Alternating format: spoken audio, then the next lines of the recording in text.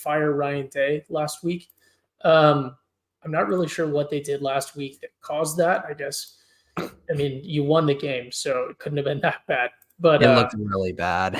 I wish that was a standard that OU fans held our coaches to, that we would recognize when people are in need of firing, even when, it's like a 2023 season where you win 10 games, but it's still a season failure. But I've gone way over time, so give me Ohio State. Yeah, I'm drinking the Kool-Aid once again. I'm going back into Penn State. They have to win one of these games. It's just mathematically impossible that these Penn State teams can actually be somewhat decent and never pull off the upset. There are some concerning things I think about both of these teams, but what is most concerning to me is just Ohio State's inability to establish the run whenever you have an offensive line this bad, but yet two great backs with Quinshon Judkins and Travion Henderson. They weren't able to do crap against Nebraska last week, and I think this Penn State defense is significantly better than Nebraska.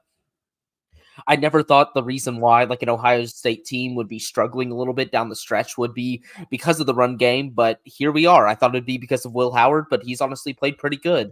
But this one's going to be a slog. I think both of these defenses are fantastic. We saw Ohio State against Oregon, an elite team, like really stay into it. Like, although points were scored, like they showed that they're not like some of these SEC teams that were just getting the tops blown off of them. They can contain it really well. And I think Penn State's game plan is going to be very slow, very methodical, very field position based. So I'm looking at it 3.5 points. I think Ohio State could easily win by a field goal here, but that Bo Pribula, I don't know how to pronounce his last name, but their backup quarterback didn't seem like no slob for Penn State last week. Looked like a little bit of a mini Trey McSwirly. So I'm excited what I can see from his legs. Gives you a little different look than Drew Allar. So I'm going to take Penn State and the points to keep it close here. Ultimately, Ohio State to win. Yeah, I get that. I'm not falling into the trap again. Especially when I feel like Ryan Day desperately needs this one. They've had no problem with Penn State in the past, but Ryan Day had big games. It every time it seems to happen, but I think for them, Penn State isn't that big of a game. Like it's just Penn State. So I feel like the Buckeyes get up for this. Of course they get up for it. It's 4 versus 3, but I think Ohio State looks like the dominant selves we haven't really seen them be against anyone but the trash teams. So I think they step up, have a big win, cover 3.5. So I talked to a guy at work who's Penn State fan, and I just wanted to get his gauge on the game. He immediately said, I don't think we got this. I don't feel confident. And I mean, I didn't feel too confident for them. If they had Drew, you say like Bolton Blake's a Drew Aller hater. I get that. We've been hearing that for a while now. I think that's kind of clouding your vision. I don't care if you put in a backup quarterback who looked okay last week. That's still a backup quarterback that you haven't schemed for the whole year. Whenever you have to now play Ohio State's defense, I think that's a different ball game. I think that's something we should be concerned for. I don't think that should be a positive for Penn State. But I think at least this new guy kind of unlocks what Andy Koldenicki is really good at, like similar to what we saw with Daniels at Kansas. Yeah, like having the running option with the quarterback, like can unlock some different things in the run game that we know Penn State wants to establish. But I mean, this offense has been developed under Drew's play style, and so it's if you believe you've got like a week to turn it all around and shift it behind a backup quarterback, I give you applause. I'm not going to take that option. I'm going to pick Ohio State. Okay, Blake is an island boy for Penn State there, but moving on to another big game in the Big Ten. This is one that I felt like I think before the season we thought would probably be a bigger one than it is. But two teams going in two different directions. It's the number 1 Oregon Ducks, 8-0, 4-4 against the spread, heading to the Big House to take on the Michigan Wolverines, who are 5-3, 2-6 against the spread. Oregon favored by 14.5 on the road. You can find this one 2:30 p.m. Central on CBS. And by the way, ties over under is Oregon over 10.5. They just need to win, I believe, 3 of their next 4 to do it. So big one here in play for tie. Jameson, who do you like in this ball game? I like Oregon. Michigan was a team that I believed in. I thought their defense would show out, and their defense has not been that team that I thought they were going to be this year. Even if their offense was going to be bad, I was like, you know what? They can lean on the defense. They can be a run-heavy team and kind of control the narrative that way. That has not been the case this season. They keep on changing their quarterbacks. We've seen that they've been able to not do well versus a big-time opponent in Michigan whenever Texas came to town. I think Oregon will be a similar story. Texas probably should have won that game more than 19 whenever they came to town. I think Oregon can beat more than 14.5.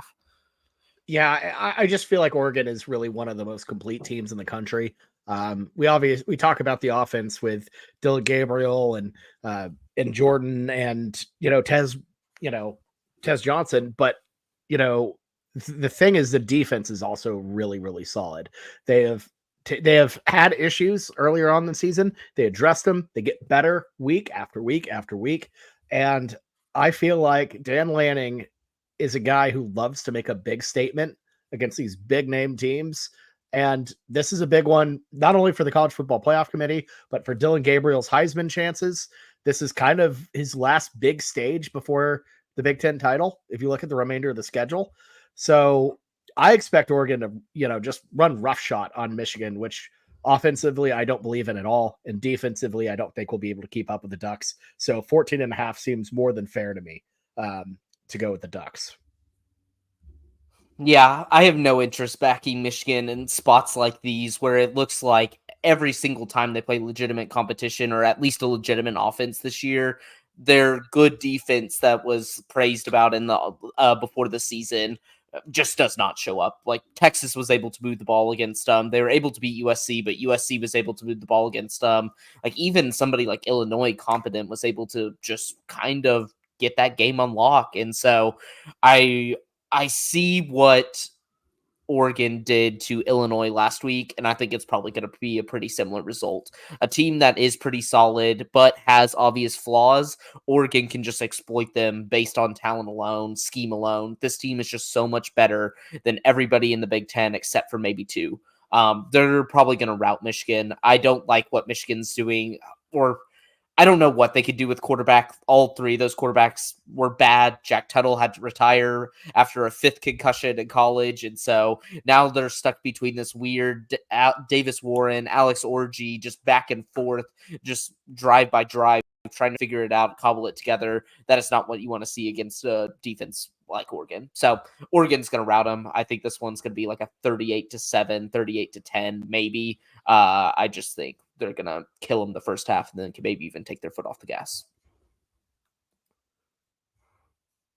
Yeah, obviously I have Oregon in this one. Like Bobby said, this was my season win total over 10.5. It is looking really solid now with that Ohio State win. And obviously they've had some tough games before with Boise as well. The one thing that worries me is I think 14.5 is pretty reasonable for where Michigan's at right now, but particularly early in the season, but still a little bit. This Oregon team has played down. Every one of their spreads has been very, very coverable, and sometimes they just don't fully play up to their potential. Because, again, they're out there to win the game and not wear people out. They could care less whether or not they cover. A win is a win. But they have tended to this season that 4-4 against the spread. It feels like a stanky 4-4. It feels like an OU 4-4. Like you don't feel good about it. It's not 4-4 is like probably where you should be at this point in the season against the spread.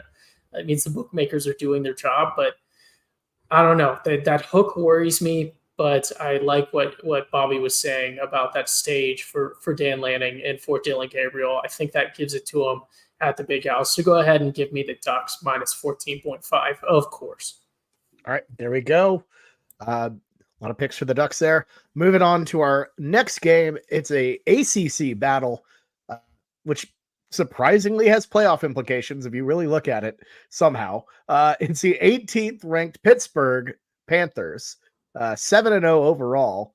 I don't know what's the deal with my spread thing here because it says 6-1 against the spread. Some books have them 7-0 against the spread. They're heading to SMU, Dallas, to take on the 20th ranked Mustangs, who are 7-1 overall, 5-3 against the spread. SMU favored by 7.5 here. This one, a 7 p.m. Central kickoff on the ACC network. Weird. Ty, who do you like on this one? Yeah, this is what Blake so badly thought that TCU West Virginia would be. I know he is not happy to see the ACC taking great value West Virginia and great value TCU to this national stage on ACC Network. I don't know. I don't like either of these. I like the momentum that Pitt has, I guess, but I always tend to pick with SMU, so I'm going to stick with that. So go ahead and give me SMU minus 7.5. Yeah, there's no way I'm choosing SMU in this spot. I just really hope they fall flat. It's been a great week watching them go from we should get game day, like this is like such a big, like we haven't gotten game day before, we deserve it, and getting mad when they went to Ohio State Penn State. They're like, oh, they went to it for the 25th time. Like, I get it if it's like A&M LSU and it's like, oh, you're kind of in the teens ranked. It's a top 5 matchup. It's an insanely big one that's going to like can alter the potential race for the Big Ten. And this one is like, yes, it is playoff altering. One of these probably has the fast track to make it to the ACC championship game if they do win. But like, let's be real here. It's the two of these teams probably have not really played super tough competition all year long. Looking at Pitt, the toughest place to that. But like team they played was Cincinnati, a middling Big 12 team, and then SMU just came off of a week where they had to barely escape from Duke, and they looked horrible that game. Kevin Jennings looked bad, very, very, very bad. He was throwing picks all over the place. He came out of it a little banged up, and they had to rely on a miracle of a blocked field goal in order to take that to OT. I think just 7.5. These teams are kind of like two teams of destiny. I think they're probably pretty similar on paper. I don't really see any, honestly, like one over the other. So I don't think SMU's home field advantage is that big either. So 7.5 just seems way too much to me. Give me Pitt. Yeah, I mean, SMU has, rebounded well from that BYU loss, and Jennings overall has been good since installing him as the starting quarterback. But they've been like kind of winning these kind of narrow, scrappy games, and Pitt makes every game kind of scrappy and weird. And they've had a couple kind of bizarro comebacks, and Pitt is just a weird team this year, as they always are. And to me, I feel like this one it feels coin tossy. I agree, Blake. And if you're giving me Pitt 7.5, like on the road, a team that covers pretty much all the time, I like Pitt to cover. I think I like SMU to win if you're making me pick a team. But I think Pitt covers the 7.5. I had to look up. Kevin Jennings wasn't the same name as Paul Blart. It's Kevin James. I couldn't think of it. I was like, that's an automatic Pittsburgh pick. But this is my analysis. Even with that thought going through my head, I'm going to fade Paul Blart Mall Cop. Okay, so this is why you come and listen to us. Yeah, there you go. Exactly. Moving on to our next game. It's an SEC battle. The 19th ranked Ole Miss Rebels, 6-2 overall, 5-3 against the spread, heading to Fayetteville, taking on them Arkansas Razorbacks, 5-3 overall, 6-2 against the spread. Ole Miss favored by 7 here, on the road in Fayetteville.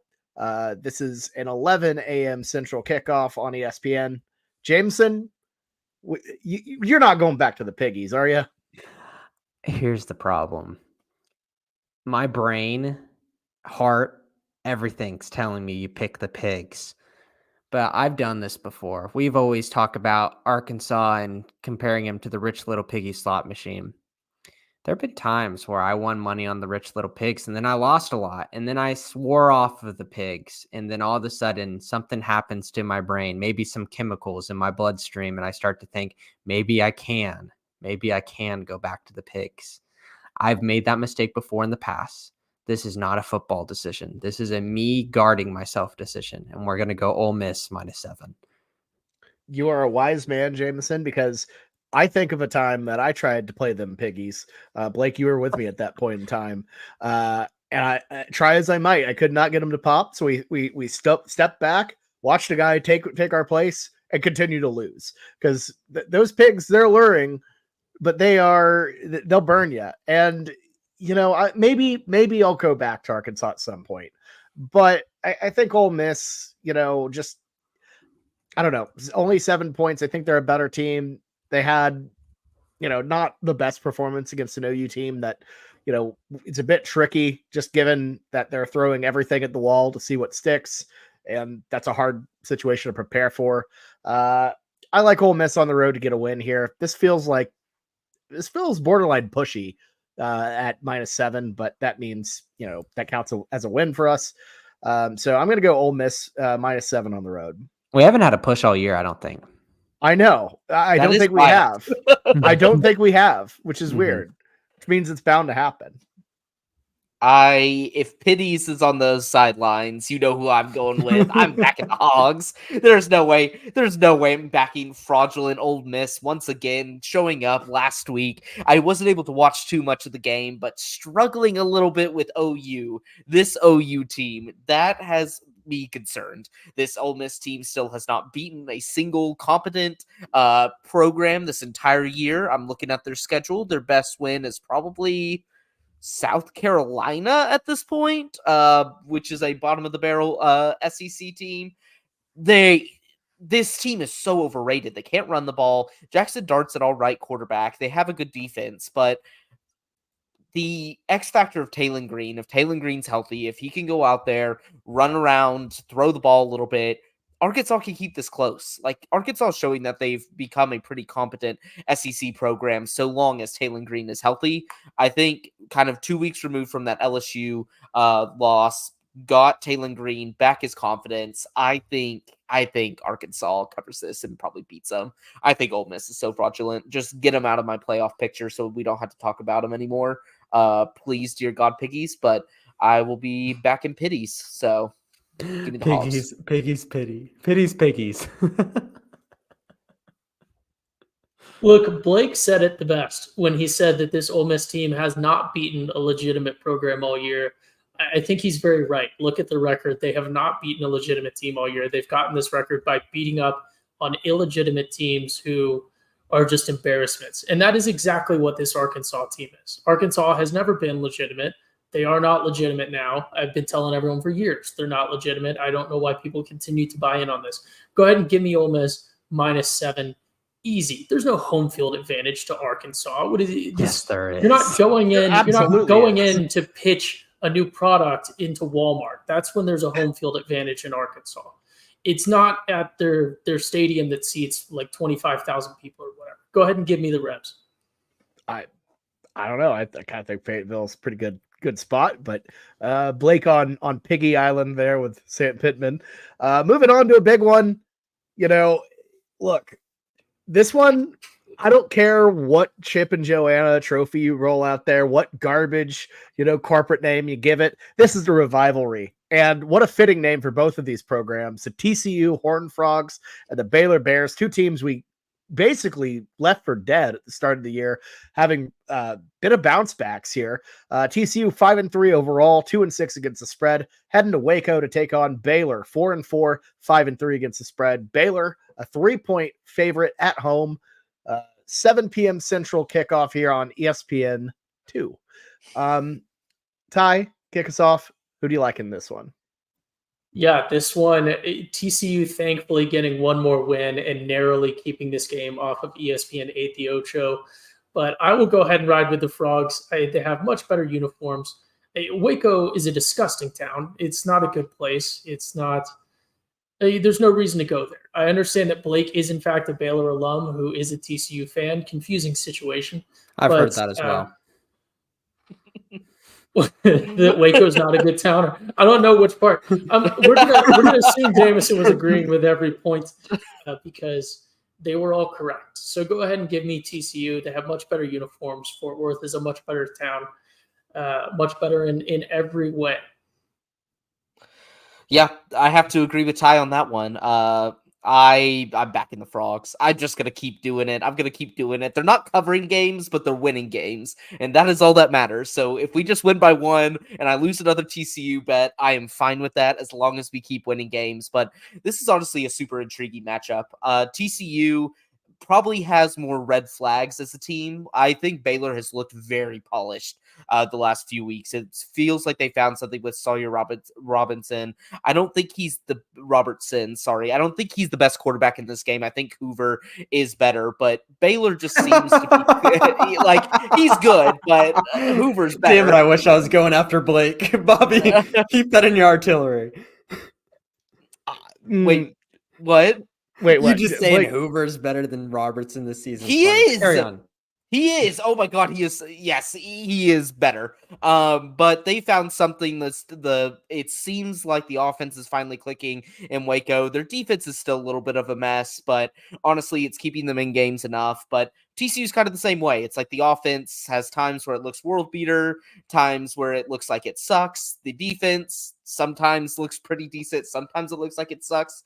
Who knows what we're going to get out of this game? But I'm just hoping like the trend always continues that over the last 10 times we played Baylor, I think we've beaten them 9 times out of 10. Like we seem to own that school. I know they're doing their little celebration at halftime for the 2013-2014 games, teams, and 61-58 is probably going to be mentioned. They're probably just going to show that game at halftime because that's really all they can hang their hat on at this point. Even after we've beaten them over and over again, we ruined Baylor's best team of making the playoffs recently when we were 5-7 that year. So I'm just going to continue on the trends. The trends are always that TCU beats Baylor. But yeah, I think this one's going to be a great game. I'm really excited. Like I'm glad these two teams have finally wrote their wrongs, and it's Kansas and Utah and some of these other bum programs that are in the bottom that are desperately looking for wins.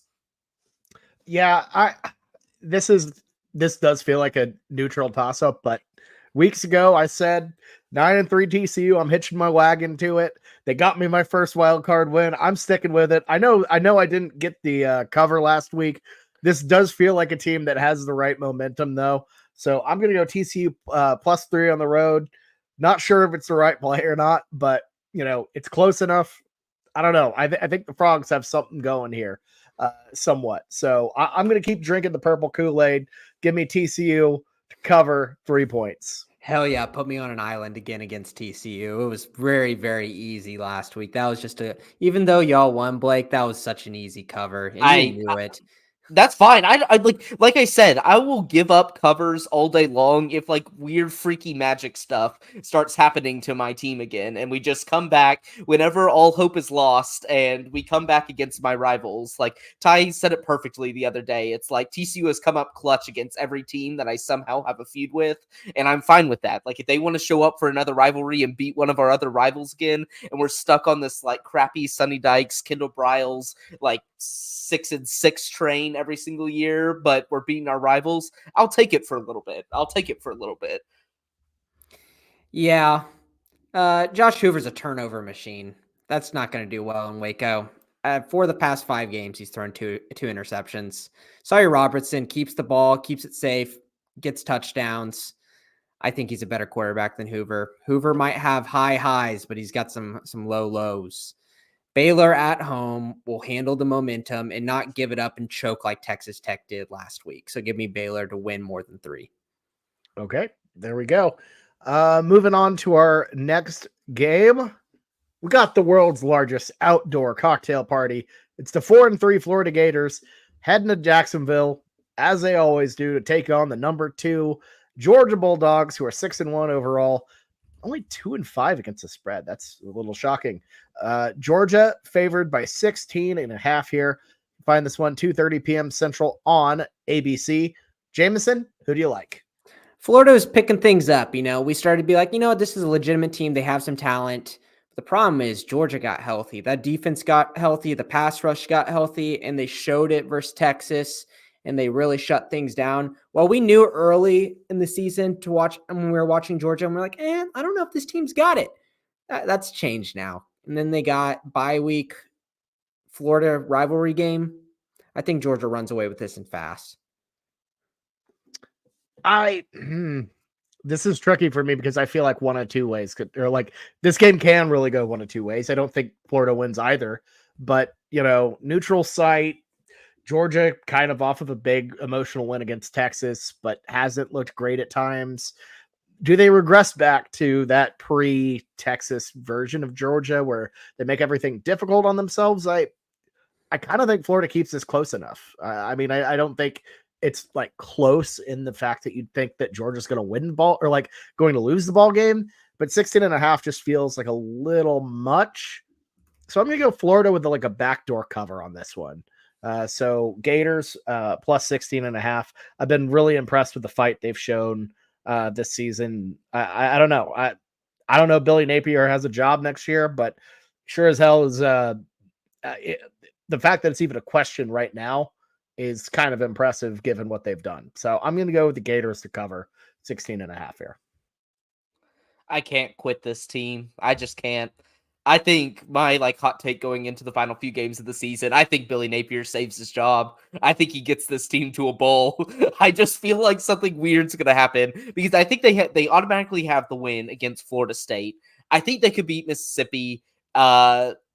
And so that gets them to 6 wins. I'm kind of excited to see what comes from this Florida team. I just feel like they're going to actually do well. I don't think they win this game, but I think 16.5 is too much. I think Billy Napier is just going to be a little demon at the end of the season and win at least 2 or 3 of these and keep his job. I have like the worst case scenario for Florida fans. Yep. Can I take a moment and let's just remember the past and Blake's calling Florida my team. This kind of started around a certain player with the number 15 and the initials AR. Let it be known this dude is now benched as an NFL quarterback without a future. We don't know if he's going to ever come back again. They quit on him too early. It is insane what the NFL has come to. This dude looks like throwing 9 completions and 21 incompletions a game. Like what do you want them to do? NFL coaching staffs are looking like OU now, just benching these quarterbacks flippantly, not letting anybody develop, They just won't allow them to ride it out and really learn. Like, did you see, I saw the other day, I almost sent it, AR-15's, first 10 game stats compared to Josh Allen, and it's like, just let him ride. Like, Josh Allen looked Bro, has it even been 10 games that he's played? Like, I think it has. Jeez. But yeah, I just can't quit this team. Florida's this ugly train wreck that I just love because some games they'll come alive just for a second and lose, and then other games they'll just lose badly. There's not really much winning there, but I just feel like Billy Napier, he's keeping his job. So give me the Gators.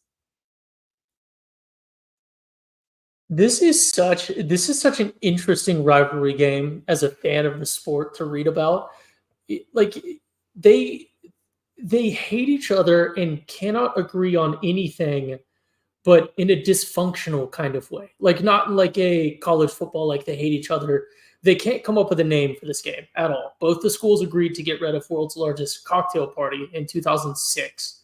They've not come up with anything since. They tried River City Showdown in 2016, which is abhorrent, and thankfully they got rid of because it's much too similar to the Red River. And you look at this, I was reading about the history of this game. These teams can't even agree on the first time they played each other. Georgia has, according to Florida, an inflated record because they're counting wins against just random Florida schools that existed before the University of Florida even existed or even had a football team. According to Georgia was 4-0 in this game before Florida even fielded a football team, period. So this game is just absolute chaos. It's technically just Florida, Georgia, or Georgia, Florida, depending on who you ask. With that being said, I would go ahead and take Georgia because Florida's not good. They're a bad football team. It's unfortunate what's happened to such a proud program. They were once the beacon of what college football should be. And unfortunately, since Urban has left, they've not been a beacon of college football. So I will go ahead and take Georgia. Kirby has taken up Urban's mantle as the beacon of college football. It doesn't matter what they're doing off the field, just get wins. And that is what Georgia does. That is what Georgia will do. Urban's mantle of is it by any means necessary or just best coach? Because it's not by any means necessary. They didn't need to do that stuff to win, but it's because they were winning, I see what you mean. I see what you mean. I mean, until you're going to start to scrape Barry Switzer's name off stuff at OU's campus, like we can't just be all like, oh, we don't want to. But fair. That's for an off-season pod. Moving on to our next game. It's the Texas Tech Red Raiders, 5-3 overall, 4-4 against the spread. Heading to Ames to take on the undefeated Cyclones. We're 7-0 and 5-3 against the spread. Iowa State favored by 13.5. You can find this one 2:30 p.m. Central on ESPN. Ty, who you like? This one is very easy. Courageous and brave Matt Campbell will lead this Iowa State team to an easy win. I would take Iowa State minus 24.5 in this one. So Iowa State minus 13.5. Give that to me all day. It would be cool, though, to see Texas Tech fans try to bring tortillas to the game, because I think Iowa State fans wouldn't understand that they tried the throwing the tortilla on the field thing. And I think Iowa State fans would just like kindly thank them for bringing food to the game. So that would be kind of funny to see. I hope someone catches that. But go ahead and give me the Cyclones minus 13.5. I think this number is too big. This Tech team, I still think, is a pretty decent side. I don't think they're as good as they thought they were going to be. Like, it made me so happy that Tech fans got their hopes up, that they started off the season so strong. And what I mean strong, their first few games were horrific, but then they like bounced back somehow, and now we're back into the doldrums of the league. But they can move the ball, like they can run the ball. And we saw last time Iowa State came out and played UCF just ran it down their throat. I think they need to adopt a similar thing. Like, Tech needs to stop throwing the ball so much and just run Taj Brooks. He is by far, he's probably the best running back this year in the Big 12. Maybe no, Scatabo might be, but he's one of the top 2 or top 3 with the Ollie Gordon fall off. But I think just 13.5 is too many points. I think Iowa State wins this one just because they're a more complete team, a little bit well-rounded, but they have struggled against the run before the season. Versus UCF and Iowa, 2 good running teams. I think Tech, if they just rely on that, they can keep this one close. So I think like Iowa State, BYU, they're obviously top 2 in the Big 12 right now, but they are not without flaws. Like, these are both pretty flawed teams that just haven't lost yet. But I think Tech pushes them to the brink, covers, but doesn't win. So give me the Red Raiders. I could see that. Baron Morton's health is obviously a big question here, if he can go or not. I think he probably will, from what I understand. Yeah, it's his left shoulder. They're going to try to practice him today, I think is what they said. So that's a good sign if they're trying to practice him on the Wednesday. Yeah, definitely. So here's my thing. 13.5 feels like Vegas is just begging you to pick Iowa State. It feels like a tasty little treat under a box with a little stick lifting the box up, and they're just ready to pull that rope and, you know, get you with Texas Tech covering 13.5. But that being said, I just think this Iowa State team is a more solid team, more sound team, and, you know, I get the running concerns, and probably this is a game that you sweat out all the way through. But Iowa State has a habit of looking like they're not going to cover the entire game and then just squeaking it out in the end. So I'm going to go Iowa State minus 13.5 here. I think 2 touchdowns is something I could be cool with. But I don't think it's going to be an easy one or a comfortable one by any stretch of the imagination. Oh my God. Put Blake on an island picking Texas Tech. This is going to be so great. Usually a famous Schooner Pod segment, I always ask Blake who the quarterback is of Texas Tech. Usually the answer is Baron Morton. Let's hope he plays with the left shoulder injury. But I mean, like, you know, it could be a pain thing for him if he has like an AC sprain and he gets tackled versus Iowa State defense. Like, it could create maybe a little bit of, you know, thoughts in the back of his head where he might not be slinging as well. This Texas Tech defense ain't it, guys. And they showed something in the first half where maybe I thought that they could snap out of it, but then it just absolutely collapsed in that fourth quarter.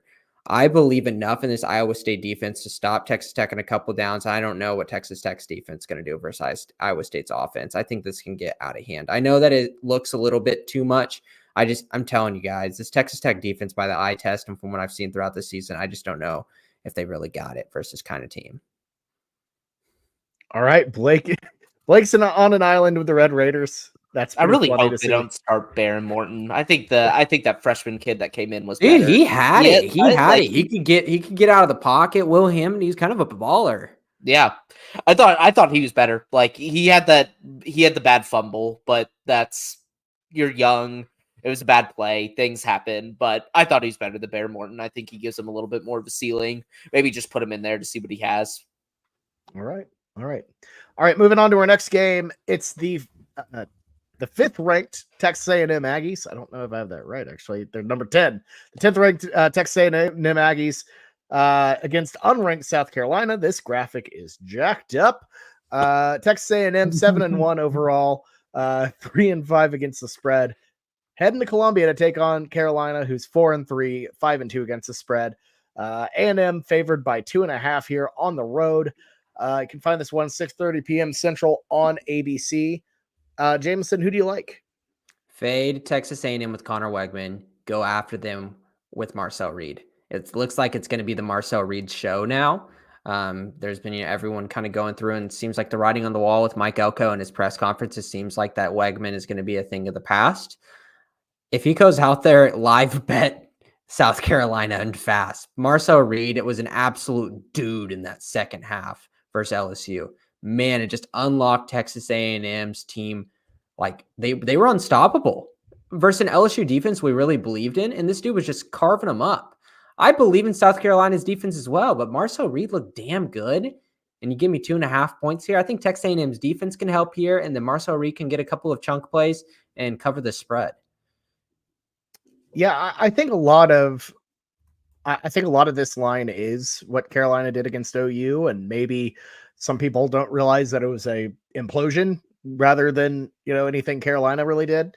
With all due respect to South Carolina, who I think is a pretty solid, at times salty team. Yeah, they're probably the best 4-3 team you've ever damn seen. They're off a bye week, which I think is a huge plus. But to me, I think the element of surprise is, even though that's kind of gone with Marcel Reed, I think he brings some juice to this Aggies team. And I really like what Elko has done as a head coach. He seems to me like a very solid leader, a guy that doesn't look ahead, that can continue momentum from game to game, keep a team's focus. And I think they're a better team. I think they win in a tough environment. This feels like a bit of a toss-up to me. I'm going to go A&M -2.5. If you're betting this one, I think this is a stay away. I think Jameson's right. I don't know, Bobby. I think this might be my favorite bet of the week. Okay. All right. Is that wild? Yes, I think this is by far the hardest game to pick on the slate. I don't know. That Texas A&M offense in the second half, I was just thoroughly impressed. And I mean, I think some of that's before. We've seen it before. Marcel Reed came in versus Florida, absolutely lit it up, and then the next few games did not look good. It's definitely a surprise thing. Like that's what makes this game so hard for me. Is honestly, Texas A&M would benefit going to a 2-quarterback system where you roll out Connor Wegman each game, and the moment you think he's bad, you pull him and you put in Marcel Reed, because they play 2 totally different styles of ball. Like Marcel Reed is most effective when you can just catch him off guard. That he only threw 2 passes that entire game. Like they did not throw the ball at all with Marcel Reed. Like did not have to respect it. But if you're LSU and Brian Kelly and you're expecting Connor Wegman to go out there, throw it 20, 30, 40 times a game, like it's shocking when all they do is run the read option.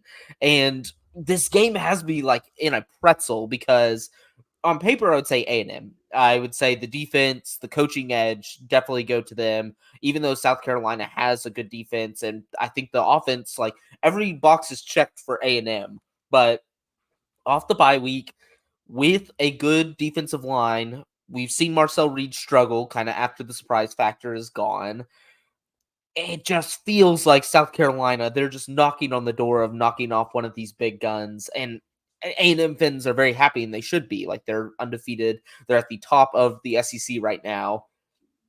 It just scares me. This one scares me. There's too many, like, I think this one's going to be close. I'm going to take South Carolina. I think this one's just going to be weird, tricky, close. I'm not sold on A&M's offense that what we saw in the second half is going to be what it looks like going forward. I think Marcel Reed has some extreme limitations. There's a reason why I think they went back to Connor Wegman because he is like, I know Colin Klein wants to run the ball, but also at the same time, you can't get away by throwing the ball less than 10 times a game, only 2 times on like these big plays and stuff like that. So sadly, I'm going to go South Carolina. Would not bet this game. I think it's going to be a weird, fluky one. Something the last second's going to happen that turns the table. But I'm going to take South Carolina.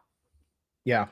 And I think Carolina's games are always like weird and like border, like a little drunk. You never know what's going to happen. They're a really hard team to produce or predict. Because even like games like the Bama one, it was Bama really outplayed them, but just fluky stuff happens for South Carolina. Like it even happened to OU a little bit too. I wouldn't say South Carolina, if you took out the first 5 minutes of that game, didn't like necessarily outplay OU by like leaps and bounds, but those like freaky things happen to them and they just capitalize on them and it keeps them in games. And I just feel like they're going to knock off one of these bigwigs. I mean, Blake, like OU outgained South Carolina that game. Yeah, weird stuff happens that always keeps them just in it. Like they're always there at the end. It seems like ready to snatch away that victory. For sure. Ty, who do you like in this ball game? No, this one is so unbelievably easy, and it is crazy to me that Blake does not see what is going on here. This Texas A&M team they're being propped up. They're there to be sacrificed, to be fodder for Notre Dame and Texas. And they cannot be a quality win for Notre Dame and Texas both if they go into South Carolina and lose. They're undefeated in the SEC so far for a reason, and that is once again so that they can bolster resumes for the TV network's darling teams, Notre Dame and Texas. So it's so obvious to me that A&M is going to get a 3-point win here in South Carolina. I understand South Carolina's been scrappy. Not saying they won't be in this one. You know, obviously they are a much better team than OU. Both of these teams are much better teams than OU because they made coaching hires much better than OU did. And that is why A&M is 10th and South Carolina is at least a fun team to watch. But that's for a different podcast, I guess. That's for the main Schooner pod. Go ahead and give me A&M minus 2.5. They will continue to build this resume so that they can get blown out by Texas, and Texas can potentially regain their number 1 spot. We'll see how that plays out. But this is for the committee. Okay. I think that's an interesting theory to say the least. Let's move on to our final game. It's the Maine Black Bears, 4-4 overall. No spread data available. Heading to Norman to take on the Oklahoma Sooners, who are reeling right now after 3 straight losses. 4-3 overall, 4-3 against the spread. Sooners, the lines aren't available on a lot of books, but we found a line OU favored by 34.5 here. It's on DraftKings. Yeah, on DraftKings. Thank you. This one, an orthodox 1:30 p.m. Central kickoff. Due to the tribute to kind of how pretty much every game on Owen Field used to start at 1:30. So nice little nod there. Find this one on SEC Network Plus. Ty, kick us off here. Who do you like? Yeah, if you're smart, you take the main money line. Unfortunately, I am not, so I will go ahead and take OU minus 34.5. Would not surprise me at all if I don't think OU is not going to lose this game, but it would not surprise me at all if OU wins this by like 14. I was like, if you're not a fan of Brent Venables, the easiest way to speed run this whole operation is just to lose. That would, if you want to go. No, OU would keep it for 2 more years at least. I didn't even know I know Maine Black Bears exist because of college basketball, but I really didn't think they would have a football team. So this is surprising. OU's going to kill them. Temple is a bad FBS team, but Temple would beat this Maine team. Temple's a good team. They are not a good team, Jameson. They won you a bet. That does not make them a good team against Tulsa. We are talking. It is the racing trash cans down the flooding street. It is. Those 2 teams are trash, but Maine, they're not a good FCS side, and even if they were, I don't think they threaten OU. So give me OU in the points. Yeah, I'm with you, and we have people like we've had people in the comments for a while be like, "We're gonna lose to Maine. We're gonna lose Maine." I listened on the Maine Schooner Pod this past week. I feel like even though the loss obviously was brutal, but a lot of the issues this team has, I feel like they figured out a lot of the play calling.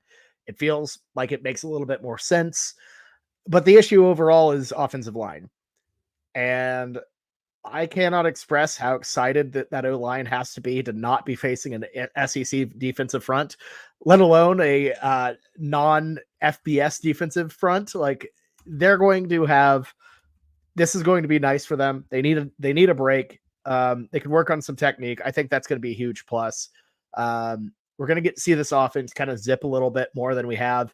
And after the past 3 weeks of losing and looking awful, you can't tell me that OU isn't going to just try to unleash on Maine on this one. So I think the Sooners just run wild, get a big win, but a big win that you shouldn't be like that overly proud about, because it is a bad Maine team in the FCS. So Sooners by 34.5 is the play. Yeah, I think that OU will come out and be like, we showed some things and we're glad that we played this Maine team. I just don't know if we can beat them by more than 35. I think it might be close. I think Jesus. I think that not close in like the game. I'm saying close on the spread.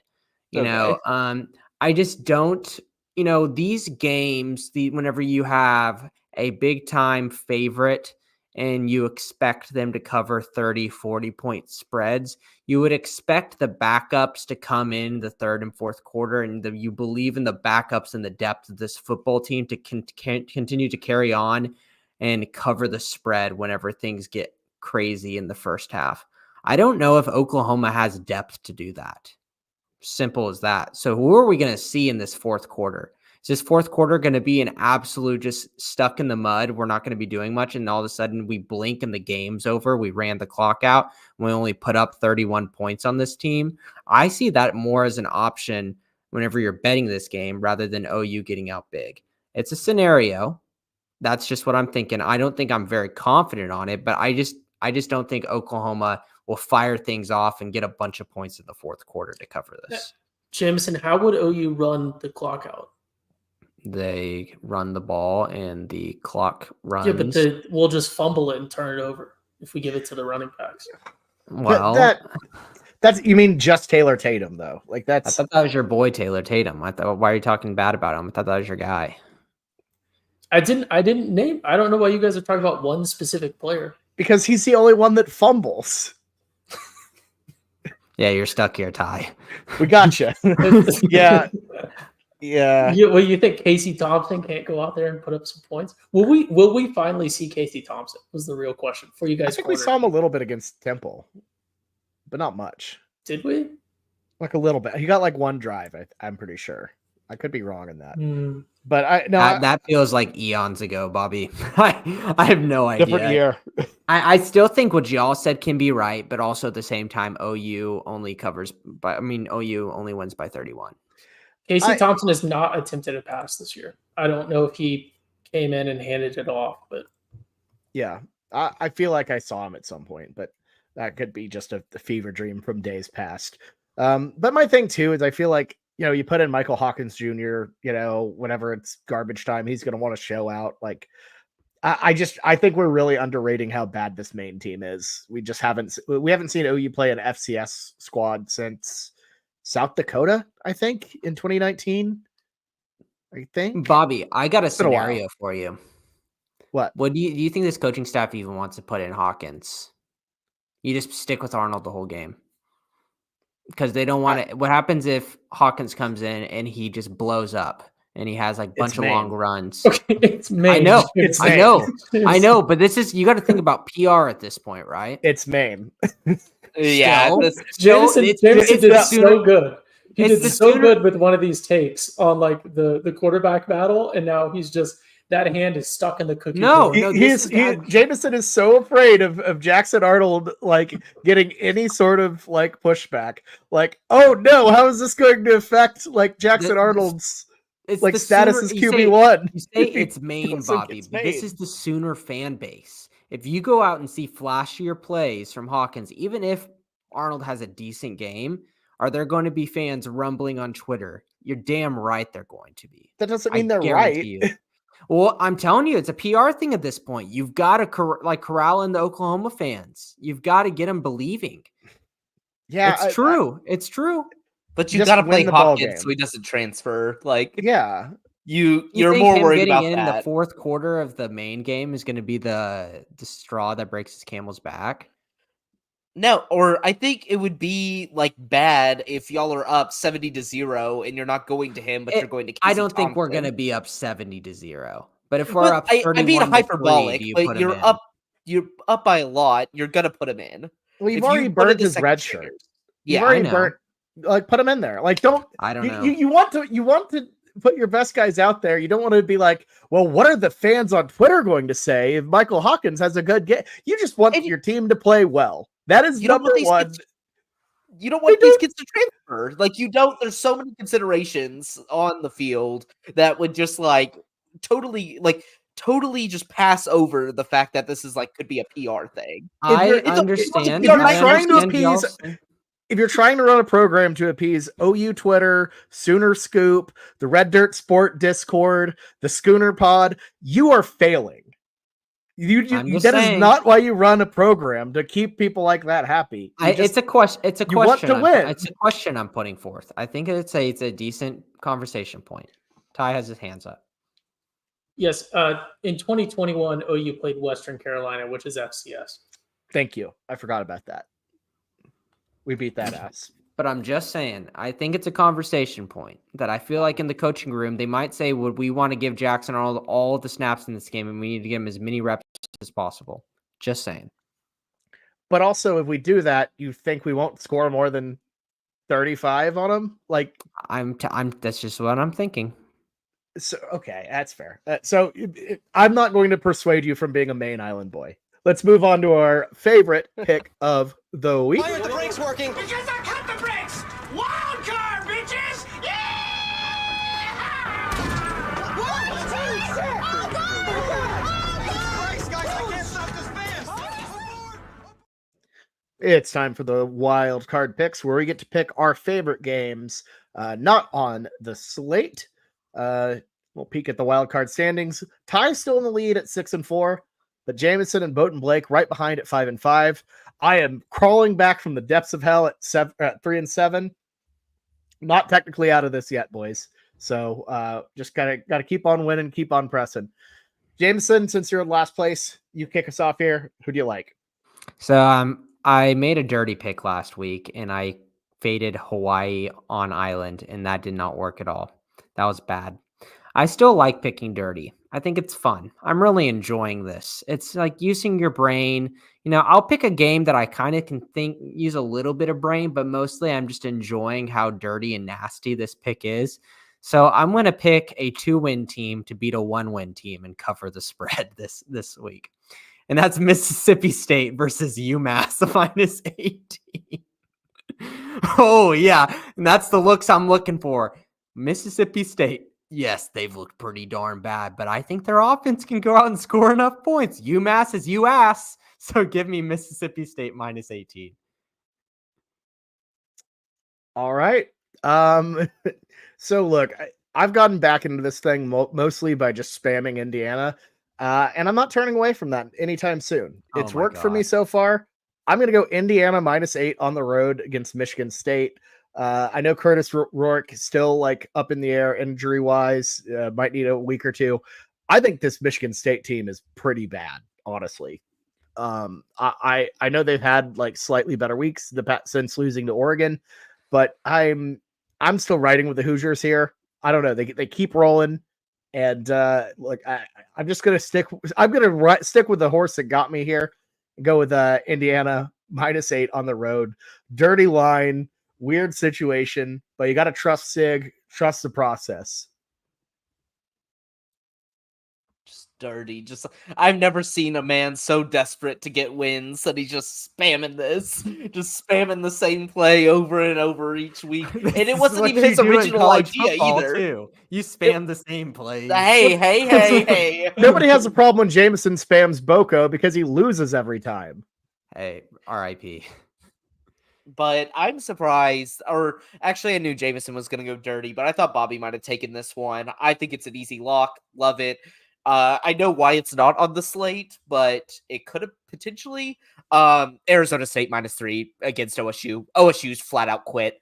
I saw some videos for the Baylor game last week where OSU's like middle linebacker is just jogging behind players, like not even looking to try. They do not care. They've quit on Mike Gundy. And Sam Levitt is going to be back for Arizona State this week.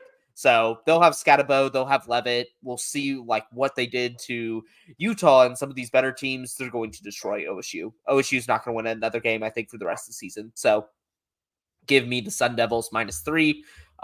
That one I think is just going to be easy. I actually thought you were going to go with a different Big 12 game on that slate, but we'll talk about that after Ty makes his pick. Ty, who do you like? Yeah, that was going to be my one right there. That is a great pick by Blake. He's a master. Although it's technically not against the rules for me to also pick that game. I will not. Oh my god! I will let him. I can pick the game if you want me to.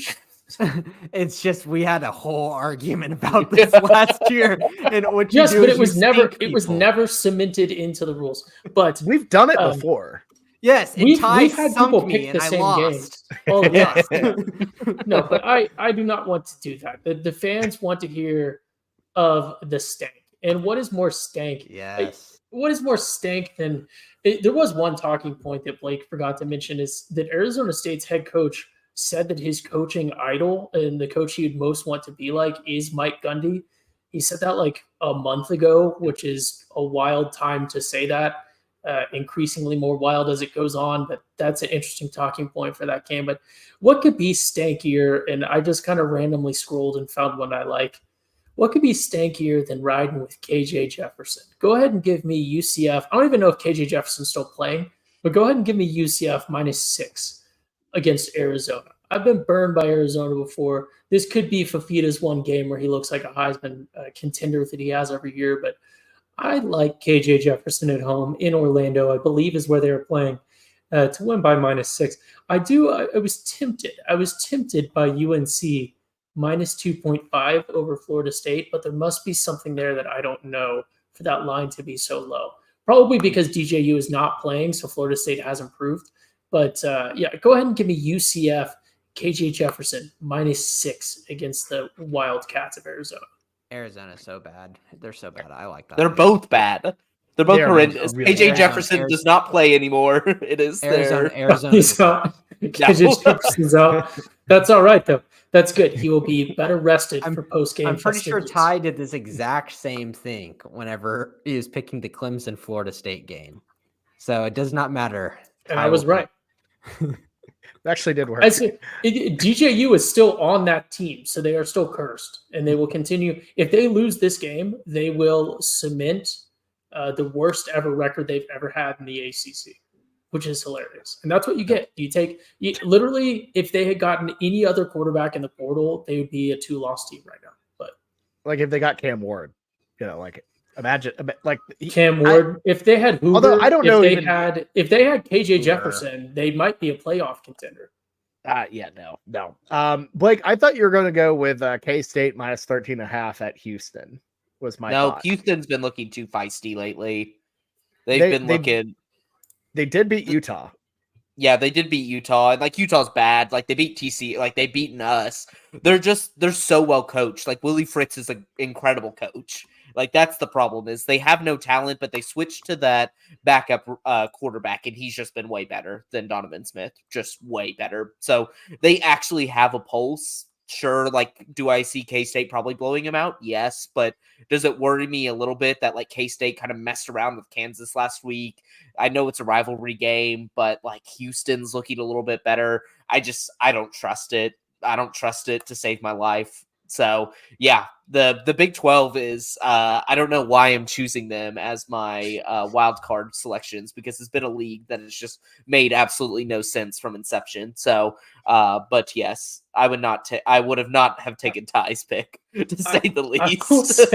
I will say though, when I was looking at the games, I knew that OSU ASU was a high probability that someone would take, but I was pretty convinced that Blake was going to take Boise State minus 23 against San Diego City. Yeah. They're probably gonna kill him. If I had my pot of greed again, I would do it over. But when I don't know. They're gonna try to they're gonna run Ashton Ginty into the ground this game. They have to.